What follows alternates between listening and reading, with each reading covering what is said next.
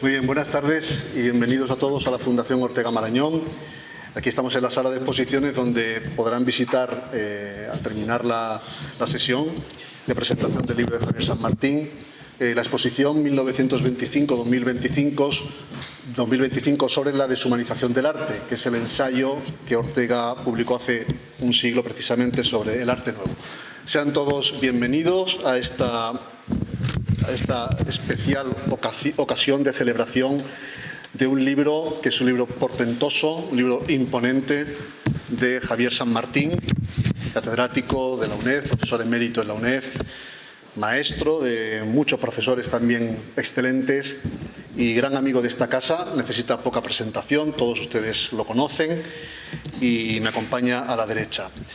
También me acompañan en esta presentación José María Fuster, presidente de la Fundación Sicómoro, fundación que edita este libro, también amigo de esta fundación. Bienvenido, José María. Y los profesores Tomás Domingo Moratalla y Noé Expósito, ambos profesores de filosofía en la UNED, también muy conocidos en esta casa, y que darán también la palabra, junto conmigo, haremos unos comentarios sobre la obra de Javier.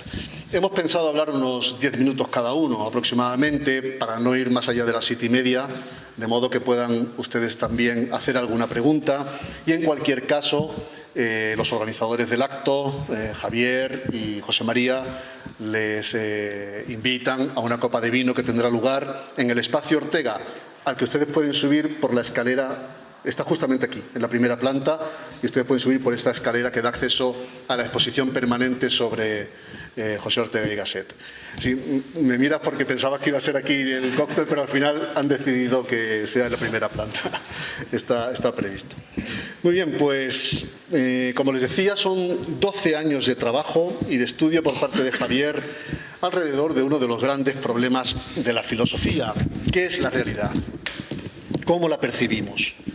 ¿Cómo se forma en nuestra conciencia el conocimiento de esa realidad que se nos da? El concepto de dación de la realidad está presente a lo largo de toda la obra.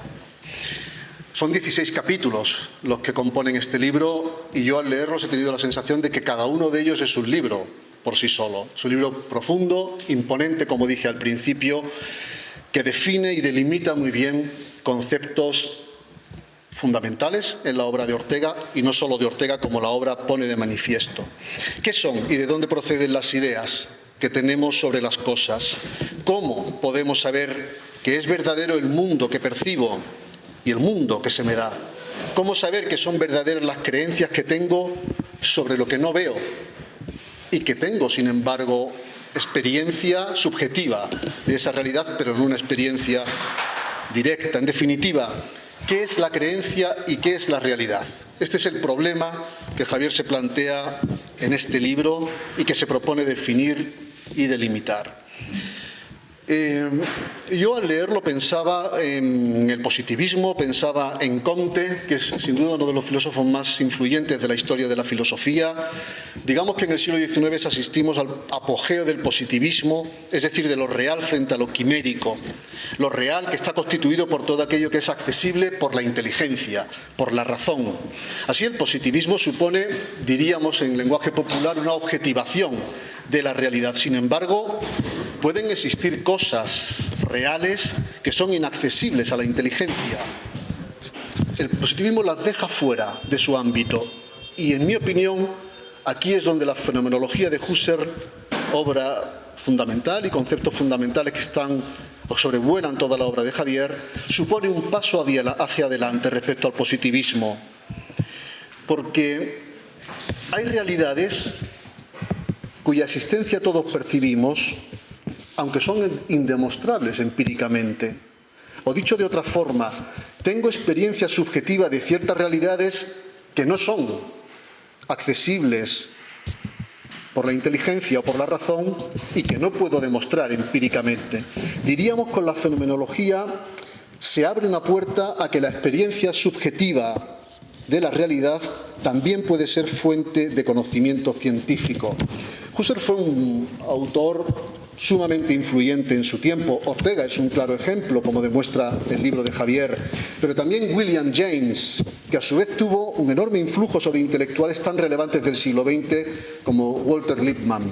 Aquí es donde conecta en particular con mi campo de conocimiento, que es la comunicación social, porque Lippmann desarrolla su obra magna en 1922, Public Opinion, que empieza con un capítulo titulado El mundo exterior y las imágenes en mi mente.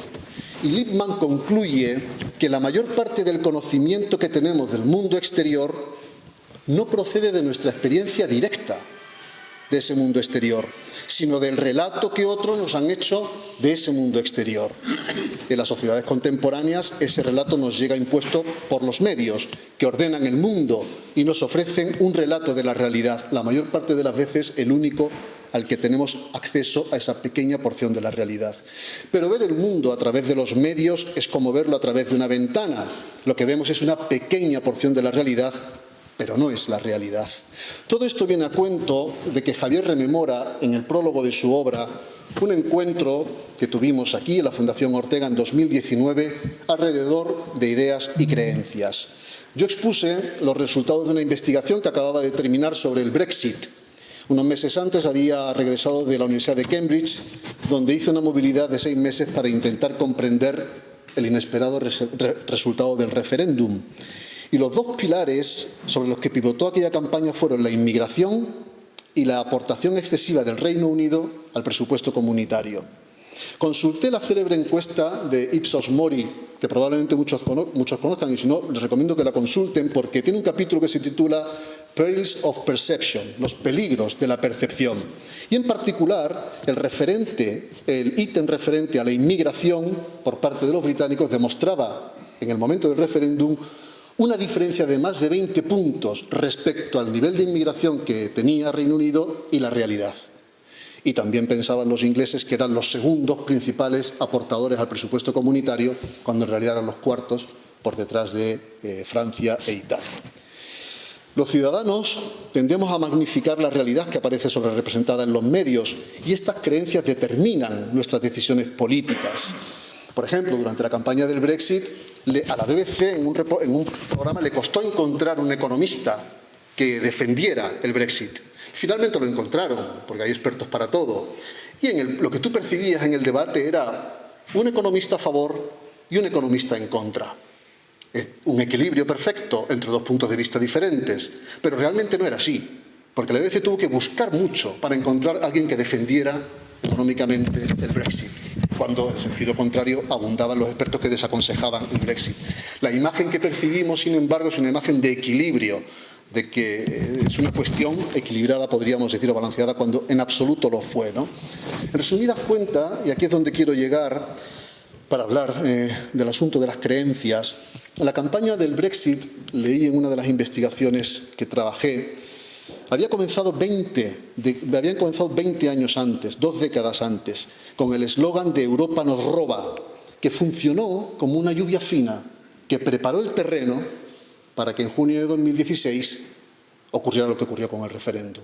Pero sin esa lluvia fina, sin esa preparación del contexto cultural y de la opinión pública, difícilmente hubiera salido adelante ese referéndum. También sale en esta investigación el concepto de Festinger, ¿no?, de la disonancia cognitiva, con este famoso libro del 56, Cuando una creencia cae. Festinger investigó, Dorothy Martin en Chicago había convencido a una secta, los Seekers, de que los extraterrestres de Clarion vendrían a rescatarlos el 21 de diciembre del 54 tras un cataclismo, ¿no? Obviamente no ocurrió ningún cataclismo. Y a Festinger le sorprendió que muchos de los Seekers, de los seguidores de esta secta, ratificaban su opinión, a pesar de que los hechos demostraban que la creencia estaba equivocada, que la profecía era un error, ¿no? Y lo que más le sorprendió es la cantidad de excusas que buscaban, no para aceptar que estaban equivocados, sino para mantenerse o reforzar la creencia en la que ya estaban, ¿no? Y esto me da pie a hablar de las creencias, porque el concepto de creencia en Ortega es uno de los temas centrales de este libro de Javier. Se percibe, a mí por lo menos me ha ayudado a verlo con bastante claridad, hace mucho tiempo que leo los trabajos de Javier y me sirven para las asignaturas de opinión pública y epistemología que doy en la facultad. Y he visto muy claro en este libro, y por eso lo comparto, cómo en Ortega percibimos una evolución del concepto de creencia. Una primera etapa está más cerca de la teoría fenomenológica de la creencia. Es el tiempo de la razón vital, diríamos, del mundo de la vida, de la dación de la realidad, del mundo como lo percibo. En una segunda etapa está más vinculado con la razón histórica, y aquí la creencia nace, tiene un tiempo de vigencia y puede morir. Él pone el ejemplo, también de Ortega, de la sublimidad de Cristo, por ejemplo, cómo son ideas que van evolucionando y pueden eventualmente desaparecer, ¿no? Es importante esto porque hay creencias que no están sometidas a esta variabilidad o contingencia, diríamos, cultural o histórica. Por ejemplo, la impenetrabilidad de los muros, que como todos saben es uno de los ejemplos que Ortega pone, ¿no? El sol saldrá mañana, es una creencia en la que estamos y no está sometida a esa variabilidad o contingencia, a la que sí está una creencia en la que puedes estar por el contexto cultural o el momento en el que nos encontramos.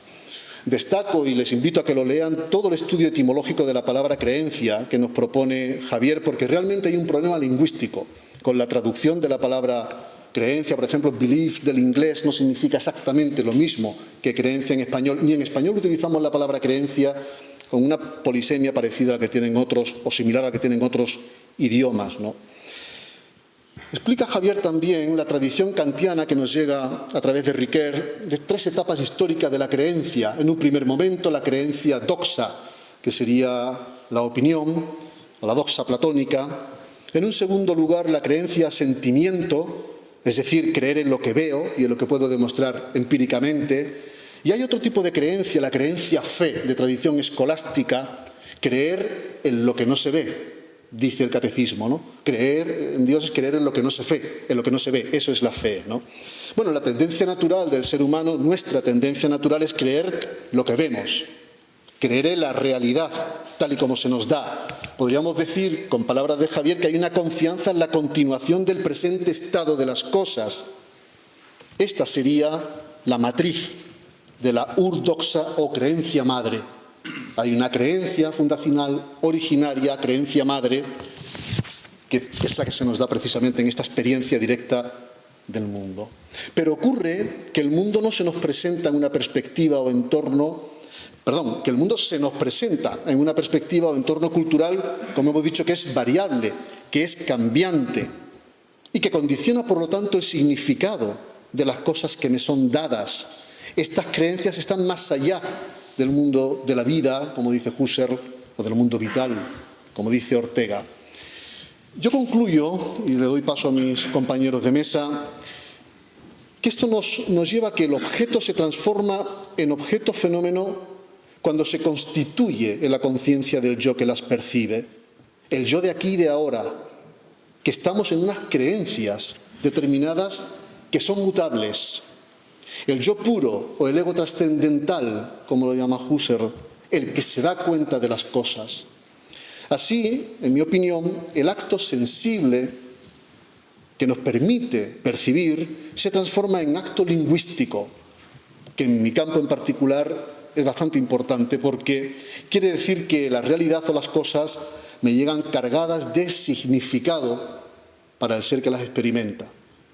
Y ese ser es cambiante y, por tanto, esa percepción puede también mutar, ¿no? Esto terminaría y nos llevaría a otra parte en la que no podemos entrar, no hay tiempo, a la doctrina del punto de vista, la multiplicidad de las realidades, según el observador que Ortega expone en Unas gotas de fenomenología, capítulo que inicia o inaugura este ensayo de la deshumanización del arte, ¿no? Y cómo la integración de perspectivas nos podrían acercar eventualmente a la verdad. Y nada más. Muchas gracias. José María, tienes la palabra. Estamos deseando escucharte.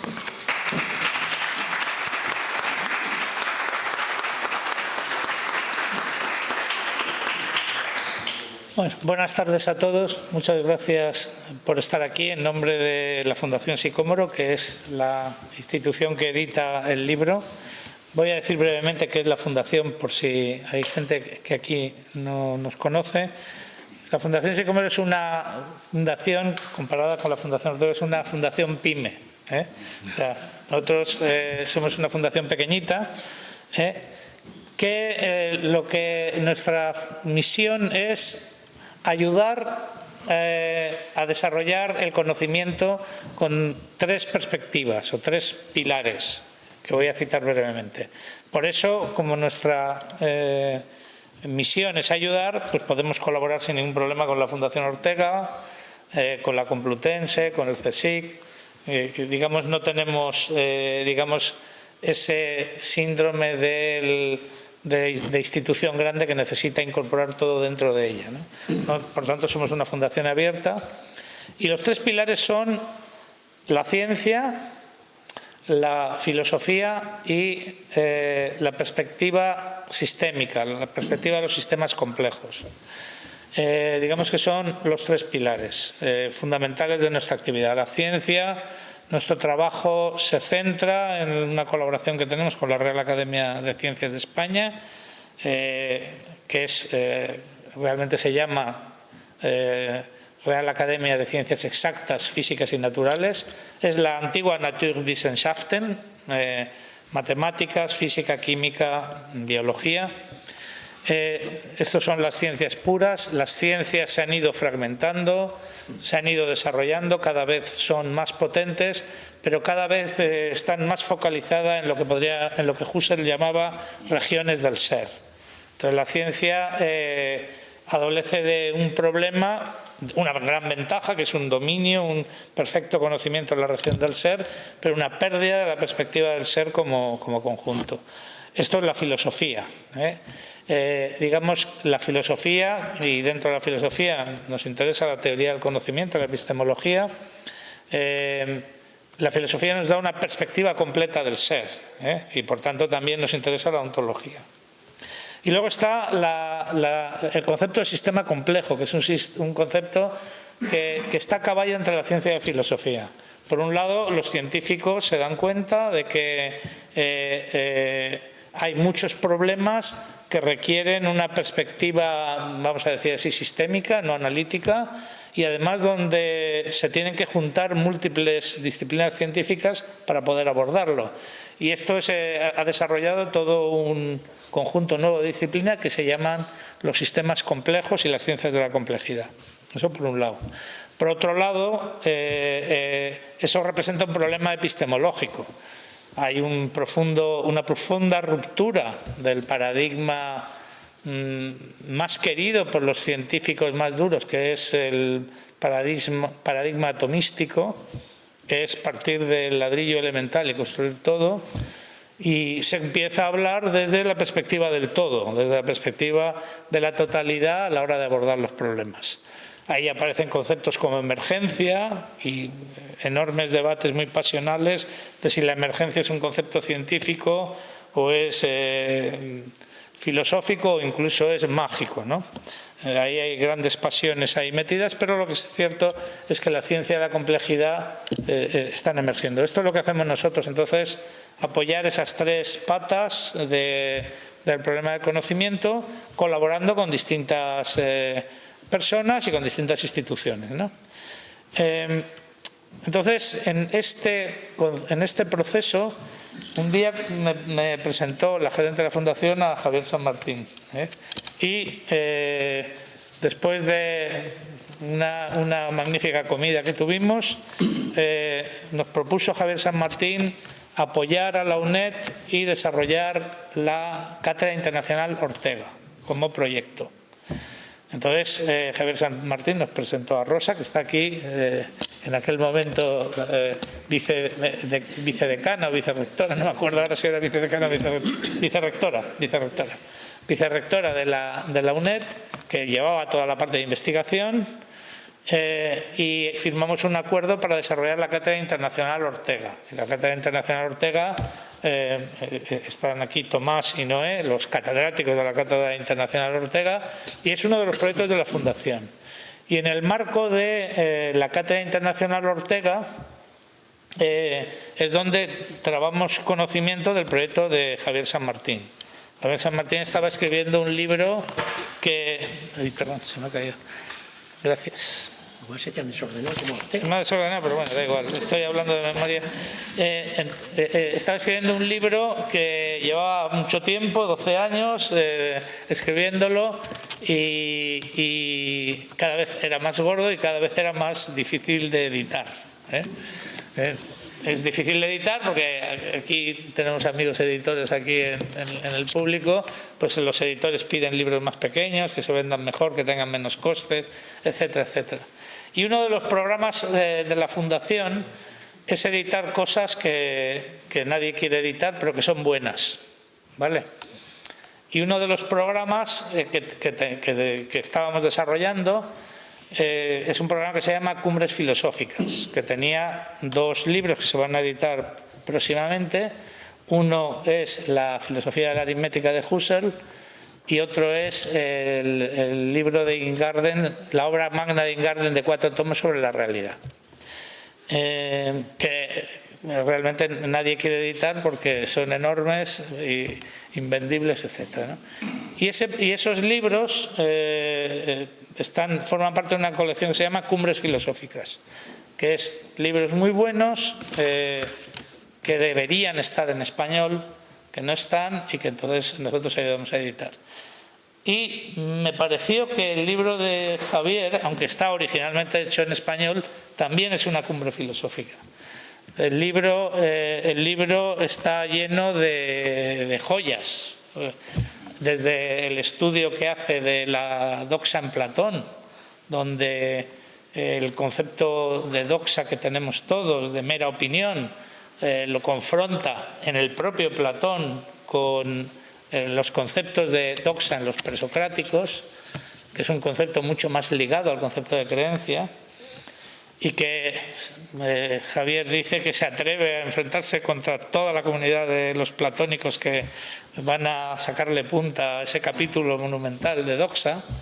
Desde ese capítulo, ya hemos dicho que son 16 capítulos, a el análisis de la influencia de Husserl en Ortega en el concepto de creencia, la dualidad del concepto de creencia en Ortega, en la idea de que hay un concepto de creencia permanente o perecedero y uno de creencia no perecedero que liga con la razón vital y la razón histórica. Bueno, el libro está lleno de joyas, es un recorrido, es un libro con un conocimiento tremendo, con un profundo conocimiento de fenomenología, de Husserl, con un profundo conocimiento de Ortega. Hay cientos de páginas dedicadas específicamente a Ortega. Y luego tiene otra cosa preciosa que liga con otra estrategia que estamos haciendo en la Fundación, que es pensar en español. O sea, pensar en español es pensar en nuestro suelo, en el suelo en el que estamos. Realmente no podemos pensar que nosotros, que somos nativamente españolas, no podemos pensar que no sea en español, ¿no? Y entonces pensar en español tiene inconvenientes, si quieres, de que carecemos de ciertas tradiciones, pero tiene la ventaja de que estamos abiertos al mundo, incorporamos muchas tradiciones y esas tradiciones las podemos no solo estudiar en su lenguaje original, sino incorporarlo en nuestra propia tradición y, por tanto, enriquecer nuestra forma de pensamiento, ¿no? Entonces, pensar en el español es particularmente interesante en el ámbito filosófico porque la filosofía la filosofía entendida desde la perspectiva de la persona es una humanidad, es una antropología filosófica. Y eso se nos da especialmente bien a los españoles. Entonces, se puede incorporar todo ese bagaje mundial de conocimiento y pensar en español. Y Javier hace un ejercicio de discusión con muchos filósofos españoles que han estudiado las creencias desde Ortega, que es riquísimo. O sea, incluso hay nombres que yo desconocía. Gente que ha trabajado de distintas maneras. Hay conocidos como Luis Villoro, pero hay otros que son de especialistas, que en el libro desarrollan el concepto de creencia con matices distintos y nos abren campos para la investigación futura muy importantes. El propio concepto de creencia como fundamento, como perspectiva ontológica, pues es un concepto fundamental, porque realmente, y ahí también hace una discusión Javier en su libro, hace una discusión con los analíticos, con la filosofía analítica anglosajona, y muestra la diferencia entre el planteamiento de creencia desde una razón vital, desde una perspectiva, podemos decir, más ontológica, frente a una perspectiva, vamos a decir así, más lógica, ¿no?, que sería la perspectiva de los analíticos. Entonces, el libro es una joya, merece la pena que esté en Cumbres Filosóficas, merece la pena, además, porque incorpora una cantidad de sabiduría de un catedrático emérito que además es un apasionado de la filosofía, y por tanto, por esa razón, nos decidimos a publicarlo en Cumbres Filosóficas. Pues muchas gracias.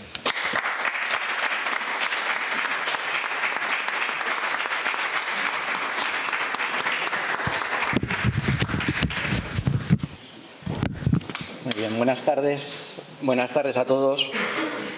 Muchas gracias por estar aquí y, en primer lugar, pues muchas gracias a la Fundación Ortega, al Centro de Estudios Orteguianos por acogernos, ¿no?, por servir de anfitrión a este encuentro, a este acontecimiento, ¿no?, realmente un acontecimiento filosófico de primera magnitud. Y gracias también a la Fundación Sicómoro, también por esta invitación que nos hace, y también muchas gracias también al propio Javier por este regalo que nos hace con este libro. Muchas gracias, Javier, sinceramente, y enhorabuena por este libro, por este pequeño libro enorme, ¿no? Es decir, donde está Javier, pero no solo está Javier. Es decir, es un libro donde hay muchas voces, es un libro donde aparece el diálogo con otros, con la tradición viva, presente. Hace unos meses estaba yo presentando otro libro, también de un magnífico profesor y también amigo, del profesor Diego Gracia. El editor está aquí en la sala, editado en la editorial Trea Castela, y presentaba ese libro, y tiene cierto parecido con este libro del profesor Javier San Martín. Es un libro, el del profesor Diego Gracia, llamado El animal deliberante. Digo, tiene cierto parecido, os lo voy a decir por qué, porque el libro del profesor Diego Gracia tiene 676 páginas. Dije, menudo libro tengo que presentar yo aquí, seguro que no voy a presentar otro mayor, tal, este libro es impresionante. Hay otro libro mayor, que es el libro del profesor Javier San Martín, que tiene, si no me equivoco yo, 697 páginas, este libro. Un libro de tamaño impresionante y también de contenido impresionante. En ese acto, en la presentación del profesor Diego Gracia de su libro Animal deliberante, en la Complutense, yo me atreví a llamarle, estando allí presente él, el propio Diego Gracia, me atreví a llamarle como un representante vivo de la Escuela de Madrid, siendo discípulo de Zubiri, siendo discípulo de Laín Entrago. Yo creo que Javier San Martín, por muchos motivos, también está de lleno en esto que llamamos Escuela de Madrid. En este libro hay argumentos, razones para ello. Este encuentro, esta presentación que hacemos del libro es básicamente, diría yo, pues es una fiesta, es un encuentro de muchos de vosotros que no nos veíamos desde hace tiempo, pues también una ocasión magnífica de encuentro, como digo, de fiesta, de lanzar a la calle, de lanzar al mundo este libro. Nosotros lo que hacemos aquí es simplemente acompañar al recién nacido que va a tomar vida propia, y a saber qué será de él, ¿no? A saber qué será de este recién nacido una vez que vaya creciendo y que vaya cayendo en manos, vete tú a saber de quién, ¿no? A ver, ya lo iremos viendo. Por mi parte, lo que quiero también, muy brevemente, es lanzar una serie de claves, de sugerencias de lectura. Lectura que lo voy a centrar sobre cuatro palabras, cuatro temas. En primer lugar, señalar que este libro es una ocasión, ahora señalo ocasión para qué, que este libro está basado, está recorrido, está nutrido de palabras. Os comento en qué sentido. Les marcaré también la trama, por llamarlo así, del libro, y luego, por último, señalaré brevemente por qué considero que este libro es de tremenda actualidad. Es como digo, en primer lugar, una ocasión estar aquí en la Fundación Ortega, lo que es para algunos de nosotros la Fundación Ortega. Yo conocí a Javier San Martín en la Fundación Ortega, aquí, es decir, aquí arriba, en una sala de seminarios en el año 91.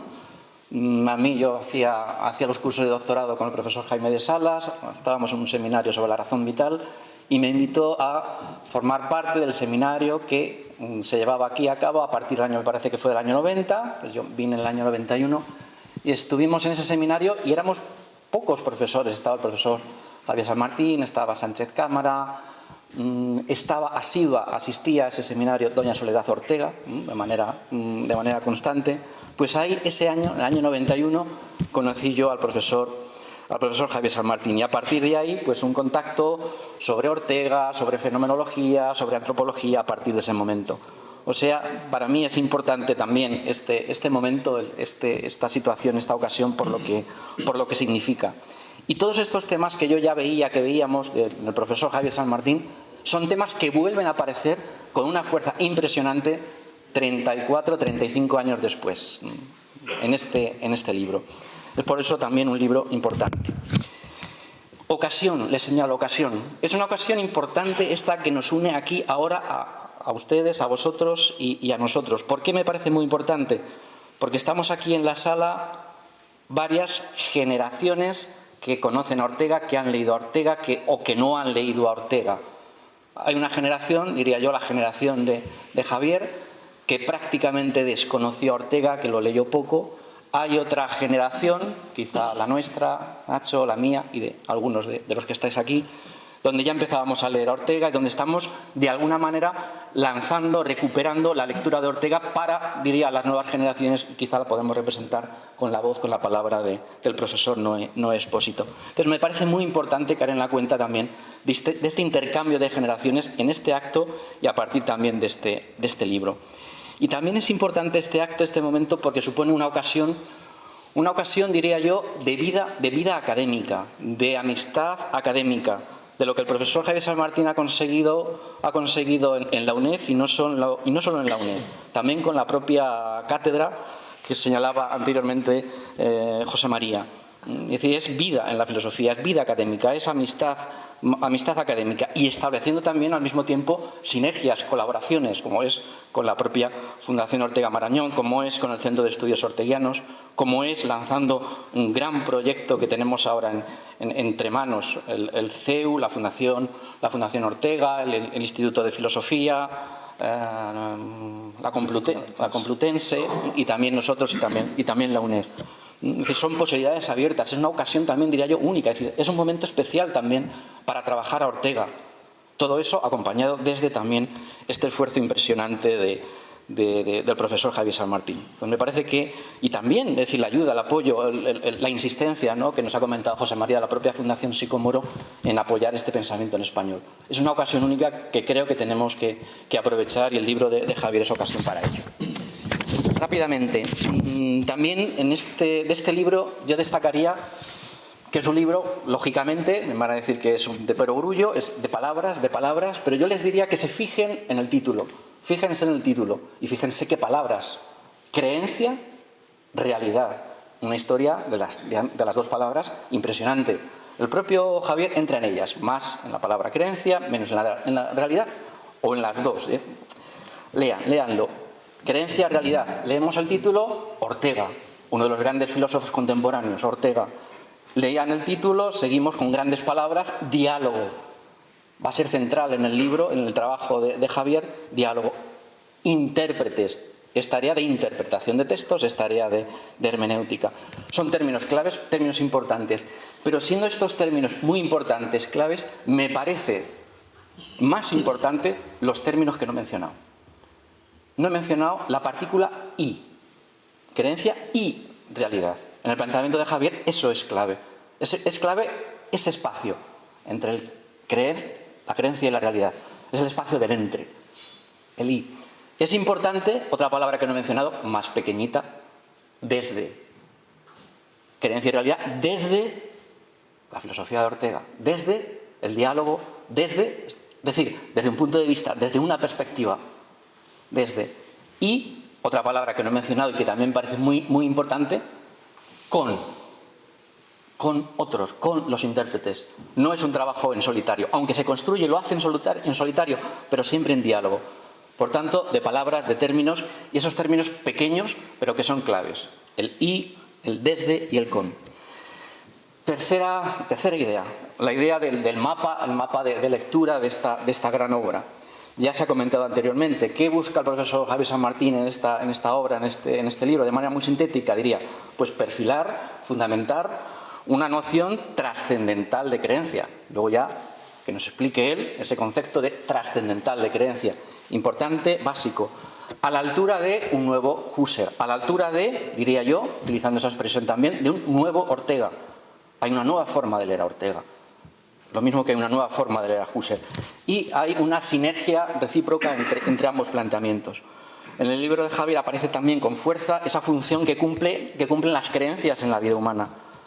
Se trata de afianzar, de desarrollar ese concepto fenomenológico de creencia en relación con un concepto historicista de creencia.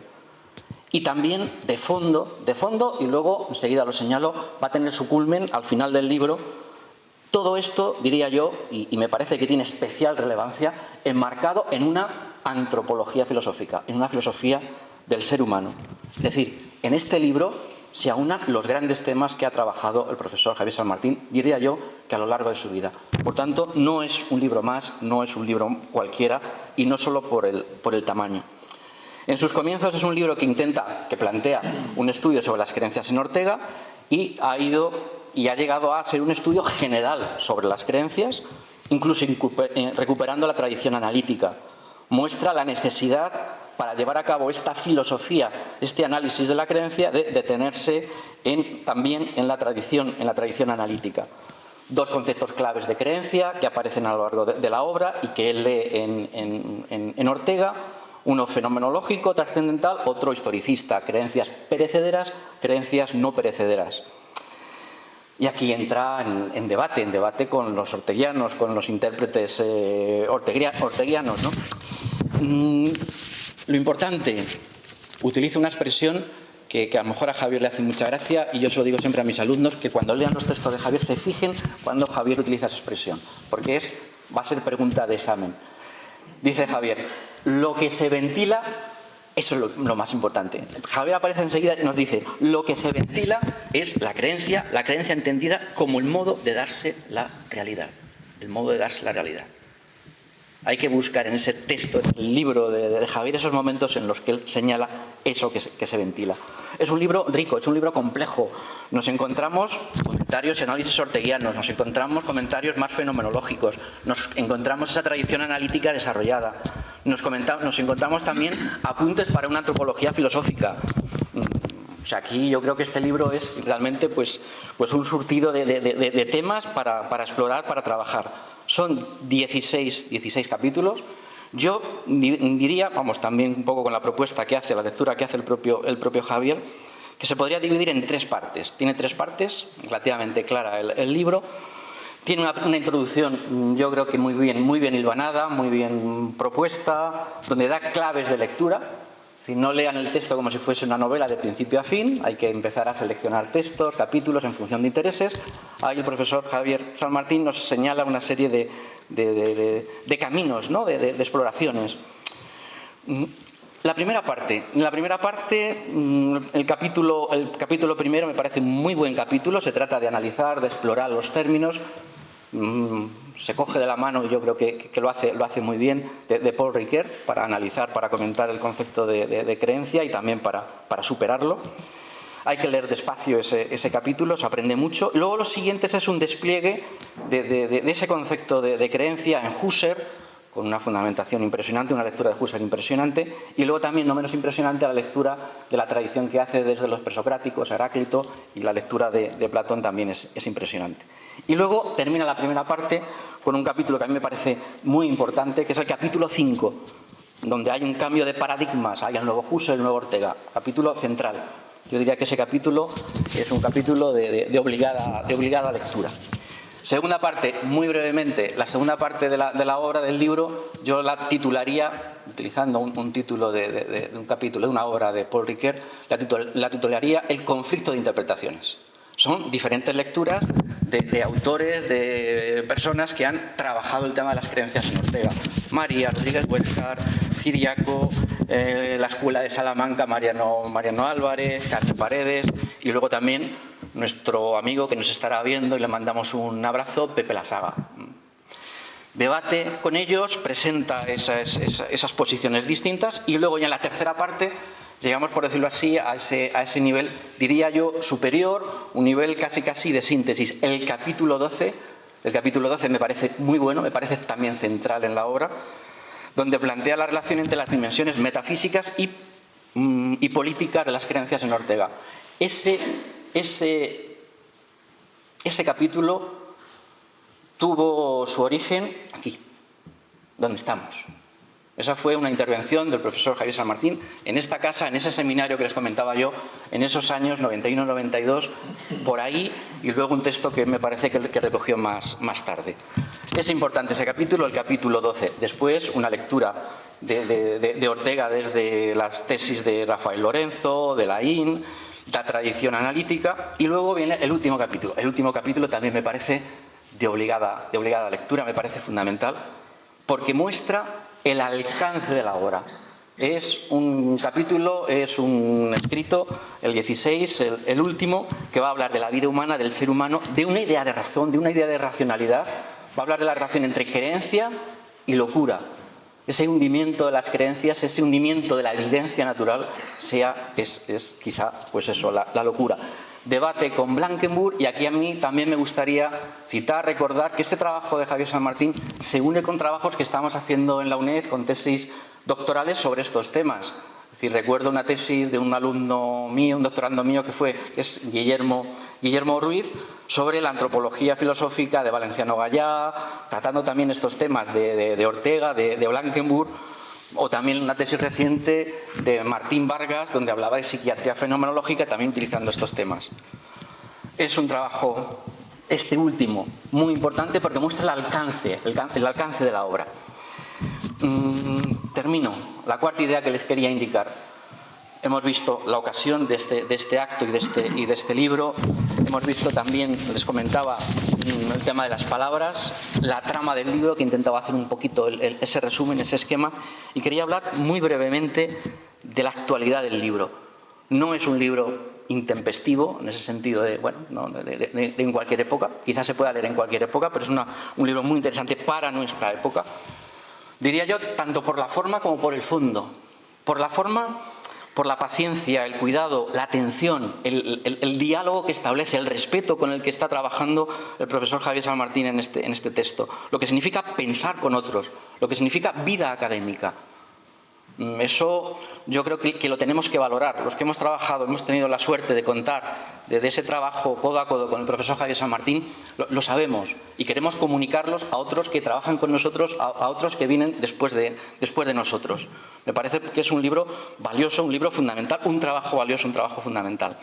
Y luego también una razón, no solamente de forma, sino también de fondo. ¿De qué se está hablando aquí, en el fondo, en este libro, en este trabajo? Nada menos que de la razón, de la racionalidad, del relativismo, del perspectivismo, si cualquier opinión, cualquier cosa vale o no vale. Es decir, el tema del fundamento de nuestras opiniones, de cómo hablamos, de cómo pensamos, de qué significa ser racional, de ese intercambio de la palabra cuando la palabra falta, cuando lo que hay es confrontación, hay crispación. Aquí en este libro nos encontramos diálogo y nos encontramos razones para el diálogo. Y la última cuestión, hablando de la actualidad del libro del profesor Javier San Martín. No sé si la semana pasada ustedes estuvieron muy atentos a las noticias, a la prensa. La semana pasada se habló mucho que sí de la comparecencia de Pedro Sánchez en el Senado, que sí el tema de la Dana. Se habló mucho también, aficionados al fútbol, que sí el caso Vinicius y tal, en el clásico, no clásico, es decir, muchos temas. El jueves y el viernes empezaron a salir unas noticias, tres noticias en todos los medios de manera insistente. Jueves, viernes, yo lo perseguí rápidamente en el País, en ABC y luego en prensa electrónica. Jueves y viernes. al mismo tiempo que releía, que estaba revisando el libro del profesor Javier San Martín. Les leo brevemente, muy rápidamente, los titulares de esas noticias del jueves-viernes. Un estudio, prensa, no titular, no portada, pero sí se hablaba de ellos. Un estudio demuestra que los chimpancés pueden razonar y revisar sus creencias al recibir nueva información.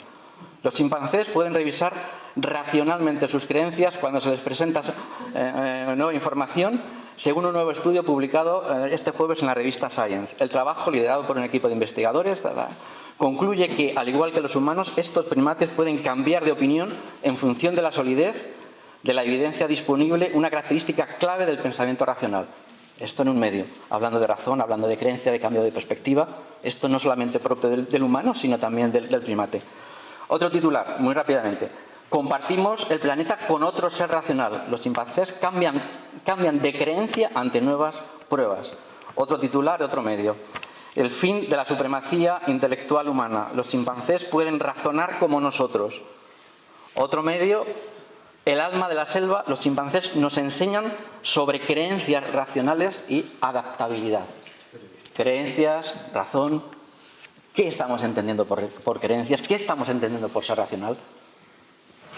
Aquí, en este libro, podemos encontrar muchas respuestas para seguir pensando. Estos temas que de fondo son temas claves, temas importantes. Por último, el libro de Javier San Martín es básicamente, diría yo, una invitación a la filosofía, una invitación a pensar lúcidamente, a pensar críticamente. Retomando una expresión que le gusta mucho al profesor Javier San Martín, le gustaba mucho a Husserl y se remonta nada menos que a la tradición filosófica que se remonta a Sócrates. Una vida sin filosofía no es digna de ser vivida, o como diría Ortega, una vida sin filosofía no es vividera para el ser humano. Muchísimas gracias y muchas gracias, Javier.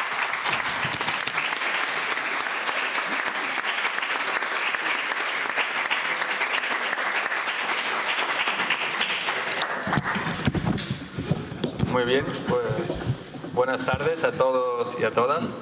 Yo quiero comenzar Sí. Bueno, quiero comenzar también empezando con agradecimientos, por supuesto, agradecimientos a la Fundación Ortega Marañón, especialmente al Centro de Estudios Orteguianos, representado por Nacho Blanco, que siempre nos acogen aquí, nos sentimos como en casa.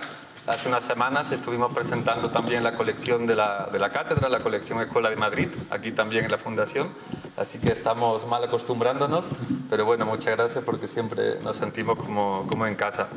Gracias también a todos los asistentes, amigos, compañeros y familia de Javier por acompañarnos también hoy. Y gracias también, por supuesto, a Javier por invitarme a participar en este acto y contar conmigo. Agradecimiento y enhorabuena también Javier por culminar este trabajo impresionante justo en noviembre de 2015, el otro día lo comentábamos. Entré en la UNED, comencé a trabajar con Javier hace ahora 10 años y Javier ya hablaba de este libro y ya llevaba tiempo trabajando en él. Así que bueno, enhorabuena por llevarlo a buen puerto. Y enhorabuena también a la editorial Sicomoro, de la Fundación Sicomoro, representada también por José María Fuster, por acoger este libro, que realmente será un libro importante en la historia yo creo, la historia de la filosofía española. Así que enhorabuena también por apoyar este libro y por sacarlo adelante. ¿Qué decir? Ya se ha dicho prácticamente todo, lo que tenía preparado ya se ha comentado, pero bueno, alguna clave más quizás de lectura. Solamente comentar 4 puntos que creo que pueden ser también interesantes a la hora de leer este libro de Javier.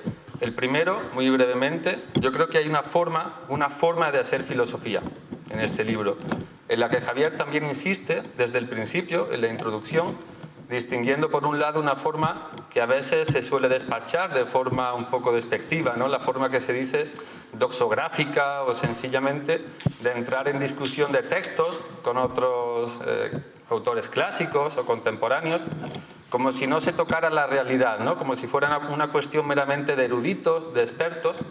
Y claro, eso es verdad que a veces se cae en eso, pero también es verdad que con ese pretexto se ignora lo que han hecho otros. Lo que han hecho otros incluso los más cercanos, ¿no? Y eso, desgraciadamente, estamos acostumbrados a verlo, es el pan de cada día en la Universidad Española, y Javier, de alguna manera, critica eso y quiere romper con eso. Y hay una forma de hacer filosofía que parte de los textos, que se toma en serio a los colegas, como ya ha quedado claro, con la discusión que hay con, en fin, con toda la tradición filosófica y especialmente con la tradición orteguiana, ¿no? Con los intérpretes de Ortega. Esta forma de hacer filosofía yo creo que es importante tenerla en cuenta, no es baladí, es decir, no hay prácticamente una frase, no hay prácticamente un párrafo que Javier no haya revisado varias veces y siempre apuntando más allá de los textos, es decir, a la experiencia que hay detrás de los textos. En este caso, claro, la noción de creencia, ¿no? La noción de creencia se puede analizar desde diferentes perspectivas, como ya se ha dicho, pero lo importante es la experiencia que fundamenta, que legitima el uso de ese concepto. Y esa forma de hacer filosofía es la forma que Javier lleva reivindicando décadas y es la forma fenomenológica, que en palabras de Ortega sencillamente sería ir de las palabras, de los conceptos, a la experiencia que hay detrás, que fundamenta, ¿no? ese empleo de conceptos. Pues esa forma de hacer filosofía creo que es importante, insisto, remarcarla. Un segundo punto, creo también que hay una revisión de la historia de la filosofía. Esto puede sonar un poco así grandilocuente, pero en realidad, como ya han dejado claro mis compañeros, empezando desde la noción de doxa en Platón, rompiendo quizás ese prejuicio, ¿no?, que siempre entendemos doxa como opinión, contrapuesto a conocimiento, a episteme, pues esa revisión de la historia de la filosofía tiene que ver también ya no con presentar grandes paradigmas, grandes presentaciones de autores clásicos o contemporáneos, sino de analizar un concepto, revisándolo hasta sus últimas consecuencias, mostrando que hay ambigüedades y que hay incluso contradicciones en ese empleo de conceptos, ya sea autores clásicos como Platón, Heráclito y toda la historia de la filosofía, ¿no? Ese enfoque también creo que es lo que nos enseña Javier en este libro.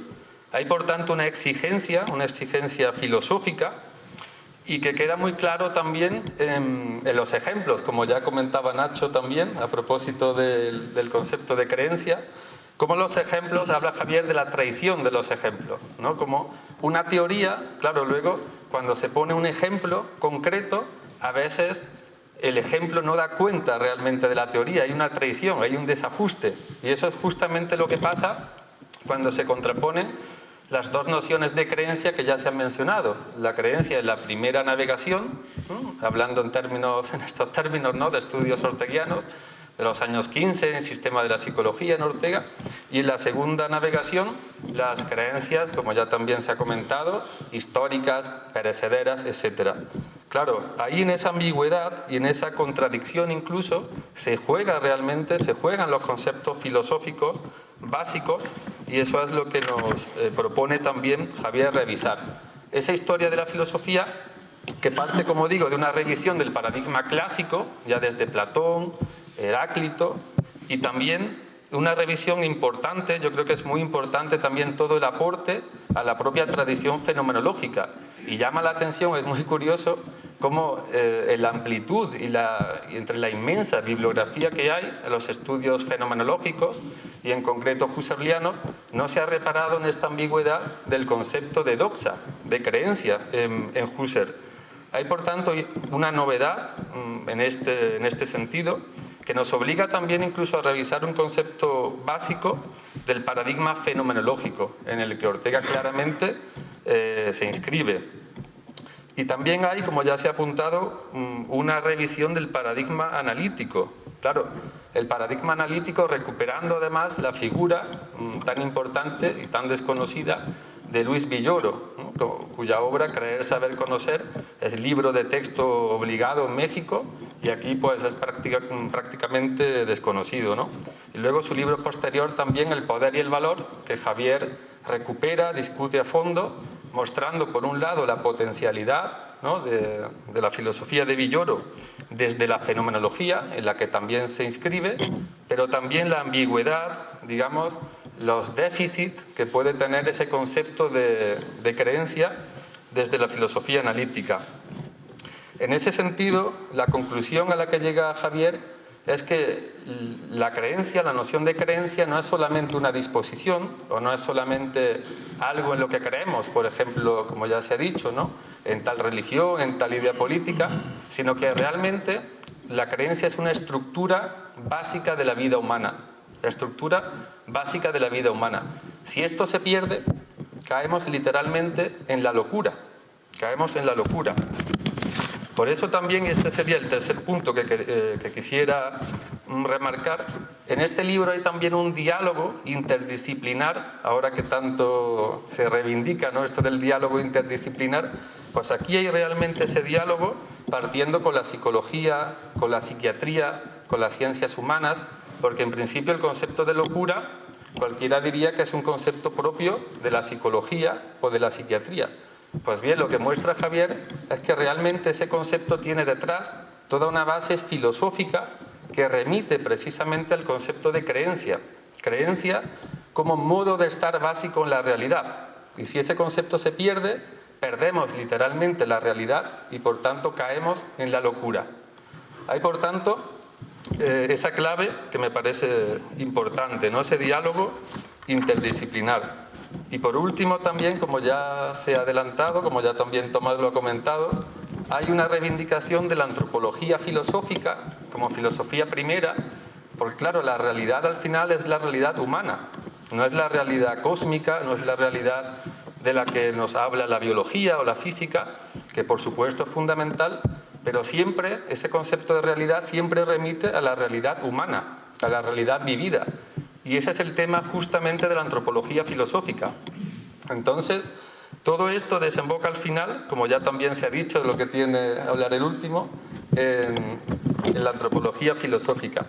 Y yo quisiera ya muy brevemente, para darle la palabra a Javier, también con un último agradecimiento, porque claro, desde que el libro estaba en pañales, así, que es muy impresionante tal y como está ahora, muy bien editado, por cierto, con una imagen impresionante de portada, pero desde que el libro estaba así, ¿no?, en paños menores, hasta que aparece tal y como lo tenemos, hay todo un trabajo impresionante de Javier, de horas, de semanas, de meses, un trabajo de edición que no se suele valorar, que no se suele tener en cuenta, y siempre es un trabajo tedioso realmente, porque claro, está revisando párrafo por párrafo, entradas, bibliografía, etcétera.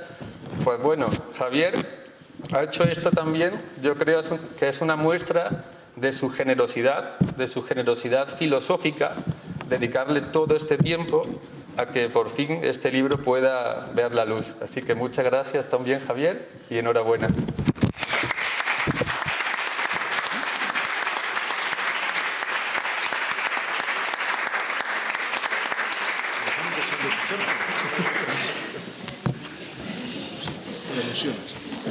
Sí, me dicen que por alusiones debo hablar. Bueno, ante todo, pues no puedo más que agradecer a tantas personas. Primero, pues a Nacho por permitirnos volver a esta sala, y además habilitar esta, que es la sala misma donde tantas veces hemos tenido actividades en la Fundación Ortega, porque esto era el salón de actos de la Fundación. Algunos se ponía detrás de la columna y no veía, pero bueno. Y además aquí había una tarima que permitía ver a los intervinientes, ¿no? Ahora, como se ha convertido en otra cosa, pues, y sobre todo si somos bajos, pues tenemos que hablar desde el atril. Muchas gracias a la Fundación Ortega por esta acogida, a los asistentes, amigos. Aquí en primera fila pues tengo a las dos Rosas, verdaderamente Rosa, a Mapi, a mi hija, a Manolo, y tantísimos, todos muy amigos, la inmensa mayoría. Muchísimas gracias por la asistencia. Agradecer a Pepe Varela, está presente, José María Fuster, que es el editor, que acogió este libro con toda la generosidad, sabiendo las dificultades mismas que podía suponer el libro, con un capítulo larguísimo, con muchos textos en griego que son terriblemente difíciles de editar y que nos costó lo suyo conseguir los espíritus ásperos, suaves, iota suscrita, acento circunflejo, correctamente puesto. Todo eso es verdaderamente complejo y yo creo que se ha llevado a cabo con mucho éxito y no puedo menos de agradecer enormemente la tarea de la acogida y, por supuesto, la tarea de Alberto como editor, como el maquetador mismo del libro, que él sabe el trabajo inmenso que ha supuesto llevar adelante este libro. Y bueno, pues yo voy a señalar, se han dicho ya muchas cosas y no voy a repetir, pero voy a señalar 7 puntos citados porque me parece que son interesantes para que queden claros. Del primero ya se ha hablado, y lo ha hablado con mucha precisión José María Fuster, sobre la necesidad de pensar en español. Insistir en que la lengua española es una lengua filosófica, pero poco hacemos si escribimos en español y los españoles no nos leemos. Y ese es el mayor problema que tiene ahora la filosofía española, que no nos leemos los colegas. No os podéis hacer ni idea la ignorancia que tenemos los españoles de nuestros propios textos. Es increíble, increíble.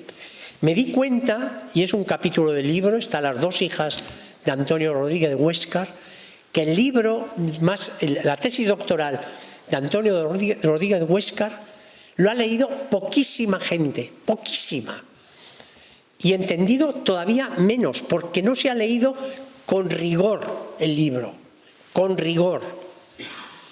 Hay un texto que comento en otro capítulo, de un larguísimo texto sobre las creencias, que no cita absolutamente a nadie, y es exactamente de la época de la segunda edición del libro de Rodríguez de Huéscar, que trata fundamentalmente de eso, y no lo cita para nada. O sea, la ignorancia entre nosotros mismos es total. Entonces, poco podemos reivindicar la presencia de la filosofía española si no nos leemos nosotros mismos. El libro de Luis Villoro, El poder y el valor, que es fundamentalmente sobre filosofía, ética, política, en España no lo citan ni sus amigos, ni sus amigos. Y lo pongo con todo detalle. Eso es terrible. Segundo punto, de este ya se ha hablado la doxa en Platón, y además esto no es aquí hay expertos filósofos y menos expertos filósofos. Para no expertos no voy a insistir, pero bueno, ese capítulo me va a traer más de un disgusto, porque me van a sacar los colores, aunque yo creo que también les puedo sacar los colores, como cuando uno traduce doxa por fama, que ciertamente doxa significa fama. La doxa, la gloria, esa parte de la misa, empieza por doxa tu theo o tu ceu. O sea, doxa es gloria, pero es gloria porque la opinión, sentencia, el juicio que hacemos de los demás puede ser universal, y eso es la fama, y eso es la doxa, pero es una especie de metonimia de la doxa. Y normalmente es muy raro que se emplee la doxa en ese sentido. Pues alguien traduce, cuando es creencia, lo traduce por fama. Y dice, hombre, no significa nada. Pero bueno, eso lo dejo.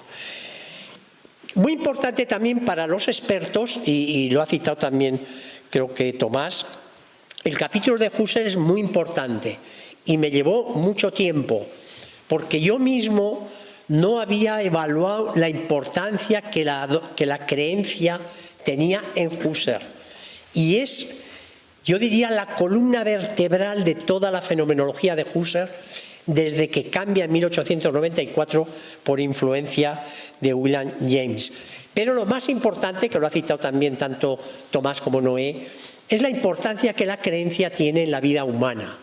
Y aquí también cito la importancia que tiene, o la perspicacia de Ignacio Blanco, cuando se dio cuenta aquella vez aquí en 2019, que cuenta, decía Nacho, ¿Qué pinta la impenetrabilidad de los muros?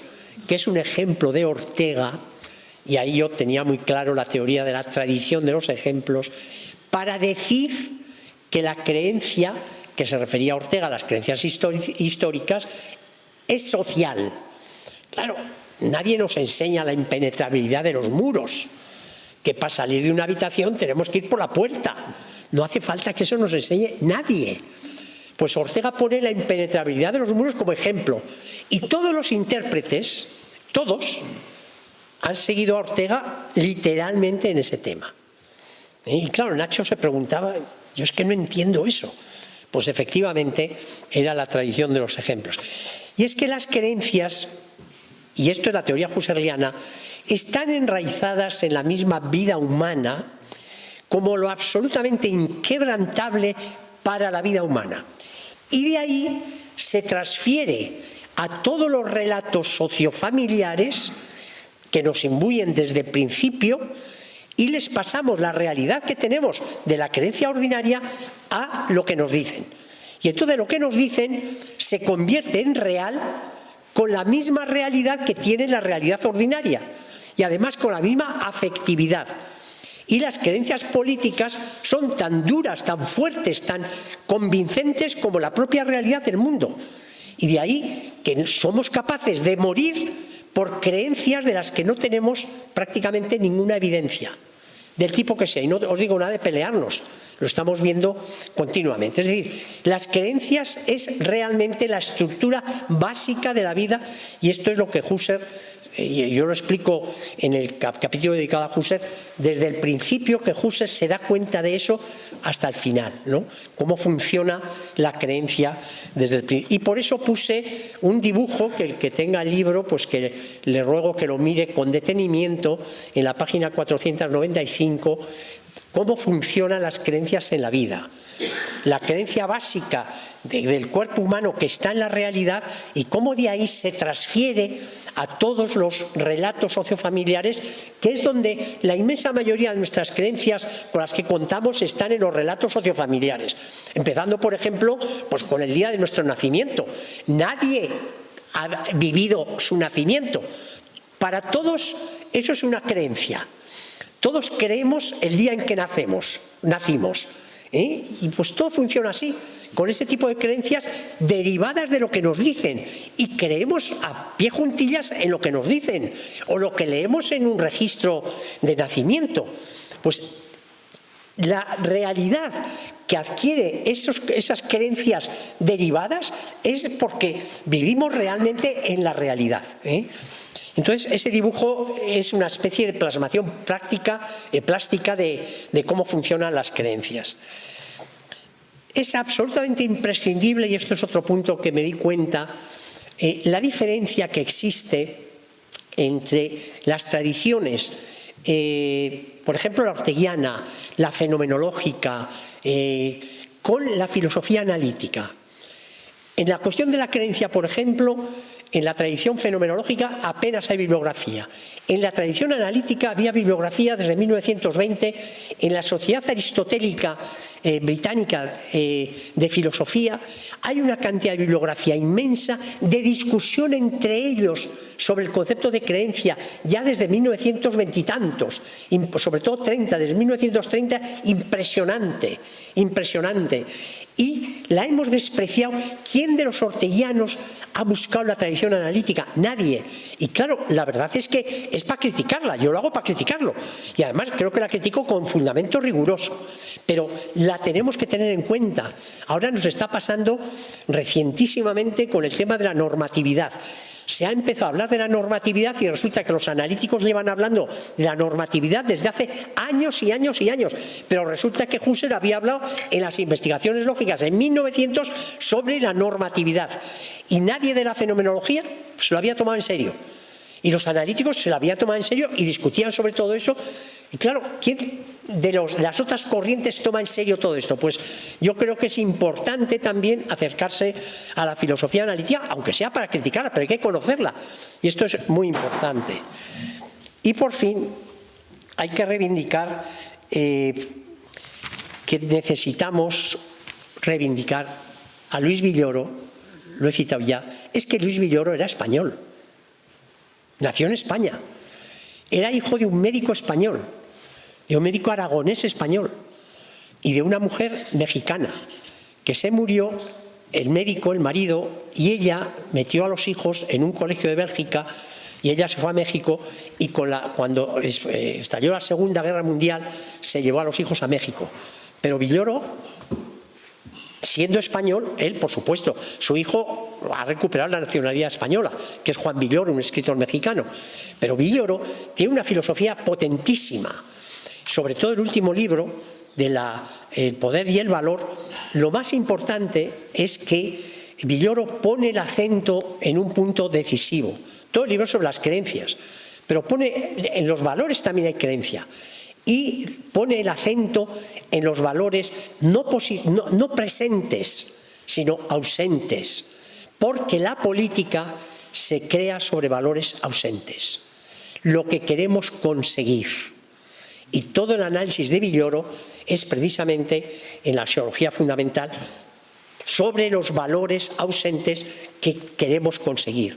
Entonces, el reivindicar eso me parece absolutamente decisivo, y el libro de Villoro salió en 1997, e insisto, no lo cita prácticamente nadie en España, es desconocido totalmente, cuando tiene un valor enorme, porque además en Villoro hay una recuperación de la propia fenomenología.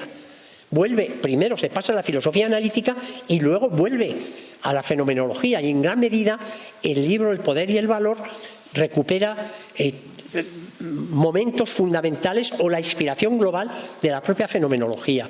Y todo esto pues sí lo trato. Y luego ha insistido Noé y Tomás en el último capítulo. El último capítulo es una conferencia que di yo, que fue mi último acto académico de profesor en activo en 2016 en Zaragoza, que la di expresamente como cierre del libro.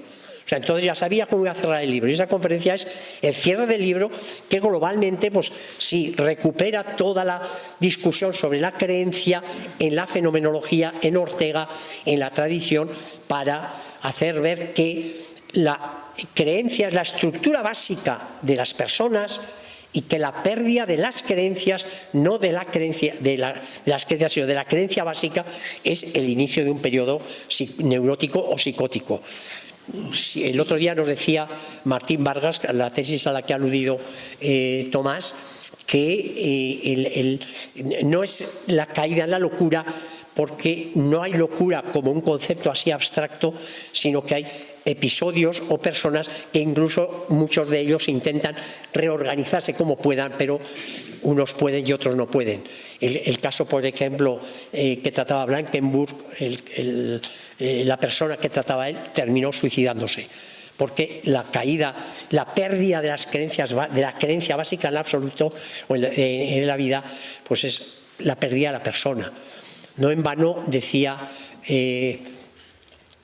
Machado, que lo pongo como lema: quien deja de creer en lo absoluto pierde todo. Es decir, la creencia en la realidad es la creencia en lo absoluto, porque la realidad es lo absoluto que tenemos, y si se pierde eso, se pierde todo. O sea, se cae realmente en la imposibilidad de desarrollar una vida humana. Una vez más, muchísimas gracias por la asistencia y os agradezco infinito.